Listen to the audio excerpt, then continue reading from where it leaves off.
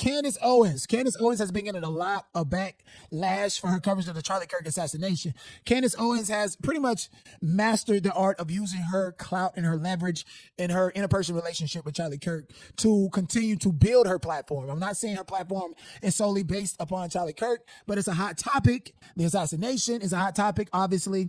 Charlie Kirk is a hot topic. Erica Kirk, Turning Point USA, all of that is a hot topic. And then Candace Owens suddenly slowed down and has not been live for over 10 days on her platform ever since she met with Erica Kirk. And after she met with Erica Kirk, she started playing Jewish hymns and shit. Bitch, no, why don't you play some black hymns with your black ass? Presented yourself as the MAGA mama, just like Aunt Jemima on the syrup and pancake motherfucking box. And they threw you away when they was done with you. Then they gave you a payment check that told you to keep your goddamn mouth closed. That's why you ain't worried about your sponsors and getting 1 million, 2 million views on YouTube. Alex Jones and everybody attacking you. Was that a part of the payola, the service package that they gave you? I believe Erica Kirk told Candace Owens, bitch, if you keep running your mouth, we gonna kill you, motherfucker. I definitely believe she got the message in the memo and then she done laid her beat down while everybody attacking her. And okay, they issuing fucking letters, rabbis, by Rabbi Zachary Rubin, issued Candace Owens an open letter and said, your lies and hatred say nothing about the Jewish people, but they certainly say a great deal about you. Dear Miss Candace Owens, I'm the grandchild of Holocaust survivors. I didn't learn about hatred from a textbook. Hold on, give me 1 second. Let me make this. All right, cool, my bad. He said, I didn't learn about hatred from a textbook. I watched it unfold in real time with my grandmother who lived in our home. I watched her suffer every single day from PTSD and depression. I saw her distrust in everyone around her. Her fear didn't end when the war ended. It was carried home, passed down, absorbed quietly by the next generations. Anti-Semitism is not abstract for me. It's personal and ongoing, says the motherfuckers who don't give a fuck about the Atlantic slave trade that happened after the Holocaust. Yeah, but let's continue to hear these Jewish tears. Your recent statements in which you prompted false claims about Jews controlling the transatlantic slave trade and spreading conspiracies about individuals like Ben Shapiro and the state of Israel are deeply concerning. These are not harmless opinions. They are echoes of centuries-old lies that have fueled discrimination, harassment, and violence against my community. First of all, sir, Jewish people told me in a room on Clubhouse that they know for a fact that their ancestors actually took part in the Atlantic slave trade. Just because they're not related to you does not mean anything, Mr. Rabbi. You up there, an unorthodox Jew, long hair with the goddamn thing on top of your head. You're not a Zionist is the problem. And you're tired, just like I'm tired, of people attacking and condemning a group of people in a religion opposed to the Zionist movement who operates like the People Liberations movement that the Chinese people have. You can't condemn Chinese people, condemn the political parties within them. And in this case, Zionism. But so many people are not focused on that, which is why I believe Candace Owens is paid.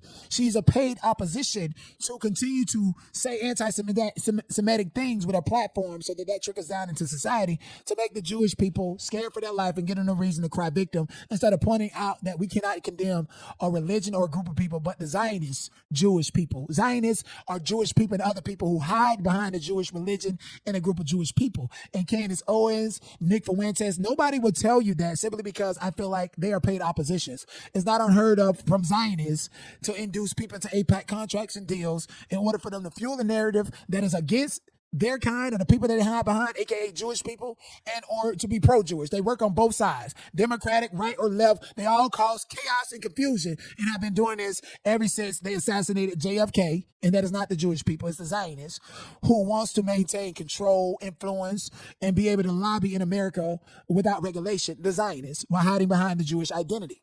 Again, even in America, when it comes to white people, let's stop condemning white people and condemn the systemic racism the American corporations fuel out based upon that doctrine. Let's stop condemning police officers and condemn police doctrine that they are following and that they've been indoctrinated to, and understand that police doctrine was anti-black on the basis of it simply from the stop and frisk law that Terry versus Ohio created. That's the United States Supreme Court that happened, and the ruling was issued literally 3-4 days after JFK assassination. And stop looking at individuals as if there's something different. We code switch as black people because we do what we got to survive. Why can't white people who are not racist code switch and partake in a legislation or some type of policy in the work environment simply because they need to survive, or simply because they know That this is what we need to hide behind in order to conceal our wrongdoing, aka Zionists, not Jewish people. Anyways, this article continues to say, you say that the Jews control everything. Was that true when my grandfather hid in the forests protecting his family and others from murderous Nazis? Was it true when my grandfather was placed in a concentration camp for the simple crime of being Jewish? Were my grandparents, first of all, black people have been placed in crimes and systemic racism for the simple fact of being black. My whole issue with these Zionists that hide under the Jewish religion, even though some of them actually might be Jewish, we're talking about Zionism, the political body, not the religion and not the people as a whole. Every Jewish person does not partake in, believe in Zionist ideology. And because of that, most of them that don't believe in Zionist ideology are just as poor as the fucking Palestinians in the West Bank or the ones that lost everything in the Gaza Strip. Okay, we have to separate the two. They don't give a fuck about what happened to black people, but want to use what happened to Jewish people, a collective group of people, to carry out their agendas and gain in sympathy. Fuck you, Zionists. They go on to say, when my grandparents in control, when they celebrated their wedding in the mass hall at the displaced persons camp, wearing recycled wedding gown and suit, daring to build a family, even though they had absolutely nothing. Mrs. Owen, who was in control when Jewish was massacred on October the 7th, or more recently on Bondi Beach? Not black people. Okay, these are Australian people, and these are events that's happening in another country. Okay, even though Candace Owens sat up there and got herself in a lawsuit saying Benjamin Cohen got a dick, it ain't her job to be invested in foreign affairs, especially against y'all. Some people have said and came out that Bondi Beach was a setup. No more or less than October the 7th being a setup, being an internal job. Those that control the Western hemisphere when it comes to socioeconomic politics, Zionists want world domination. Some people even accuse Zionism of actually paying for and sponsoring groups like Hamas. These are statements that Megyn Kelly, Tim Pool, Tucker Carlson, Candace Owens, and so many other people pinpointed. But you want to write an article about black women, don't have. It's giving Aiden Ross, punk-ass Jewish people like Benjamin Shapiro. Bitch, you ain't even Jewish. You're more of a Zionist. You don't give a fuck about religion or anybody. You don't give a fuck about nothing but writing something in history, just like Donald Trump with them fucking tiny ass finger signing more executive orders than you can count. Fuck wrong with you. We don't give a fuck about none of this. This open letter to Candace Owens, child, we don't care. All we know is you're creating history and creating a digital footprint on the host of this black woman's name. And she is not responding on her platform, even though she can chew you up intellectually, simply because she took the deal from Zionists. That doesn't mean that the people on TikTok, just because Larry, who owns Oracle, is Jewish and bought TikTok, does not mean he's partaking in Zionism. I hope not, because Zionism is up for debate and up for ridicule, no more or less than any other political movement or political party.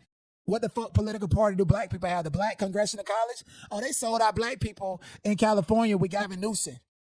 They don't give a fuck about their own people, no more or less than Zionists give a fuck about Jewish people. Zionism needs to be checked and regulated. Zionism is but for the reason of free lobbying in America, not Jewish identity. Again, stop attacking people and attack the systems and the institutions that they operate underneath. A Zionist is known for propagating chaos throughout society. It's not unheard of for anybody that partake in Zionism, like Erica Kirk, to sit down with Candace Owens and pay her off to shut the fuck up so that they can fuel the narrative that they want to fuel. And it comes with stipulations that this person and this rabbi is going to say something in opposition against you. Just please don't say anything. We're paying you for your silence and your complicity. And of course, Candace Owens signed that. And of course, her husband had a say-so in that, if you ask me. Want me to tell you why? Because if her husband did not have a say-so in any of that, then why would she sign anything of that sort? The same way Charlie Kirk was introduced to Candace Owens' life is the same way Erica Kirk was introduced to Candace Owens' life. And in retrospectively, the same way George was introduced to Candace Owens' life. A black girl that's insecure, mad because people are picking and poking at her. The best way for Candace Owens to gain clout and recognition among these white conservatives is to throw black people under the bus. And let me go ahead and scapegoat all the black people that believe in Black Lives Matter, George Floyd, produce and promote this George Soros theory, Bill Montgomery, who funded Turning Point USA. Yeah, you did a good job there. And now you think that you can test the white people the same way. You took a payola, motherfucker, and that's why your platform is dried up. That's why you haven't gone live, all this, the holidays and shit. Girl, yeah, right. You still slowly but surely picking out and responding and just can't take it. Candace Owens might be the next one to lose everything because she signed her soul to the motherfucking devil. The very same people that you talked about and talked to, your fucking ass found out, Candace Owens, that you was right on the goddamn money and you stopped reporting on the money simply because how close you got to the truth and how much more you got paid than if you would have just come live to do your commentary. Because you don't care about what the public believe, Candace Owens. All you care about is going to make your goddamn money for your family and your white husband, who they say is down with the lobbyists, with the APAC deals that came into your life and pumped 4 babies into you. Don't give a fuck about you because he's gay.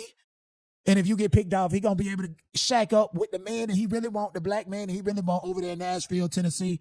Country ass nigga, big toe gel smelling ass, tic-tac-toe like LeBron James feet having ass niggas that smashing your motherfucking husband. He don't care about you. You were just a sperm donor and a black woman for him to have mulatto babies because it's been heard of and it's been predicted in Europe. Times magazine saying 2050 is going to be biracial children at the head honcho. You mono black and he white. He want to make sure he's a part of that upper echelon club and raising his biracial children that you keep on hiding and acting like you're not dispensable.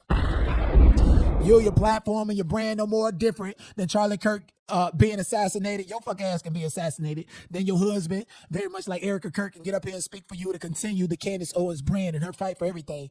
Or is it that deep? Is it that deep? Very much like Erica Kirk took the $150 million that Charlie Kirk was promised in order to promote a narrative that he refused to do so. 30 million came from Mar-a-Lago, and this many million came for donors and sponsors, plus another 10 million for Elmfest out the Costin Productions. That's the $150 million, Erica Kirk, that we promised to get to Charlie Kirk, and you can get it in 90 days. So as long as you push the narrative. Did you break Candace Owens off with a couple of them millions to shake the fuck up? Because she knew Charlie Kirk was her gay best friend and was never interested in no punani. And we see videos of Erica Kirk and Charlie Kirk. Guess what? Ain't no intimacy in those videos.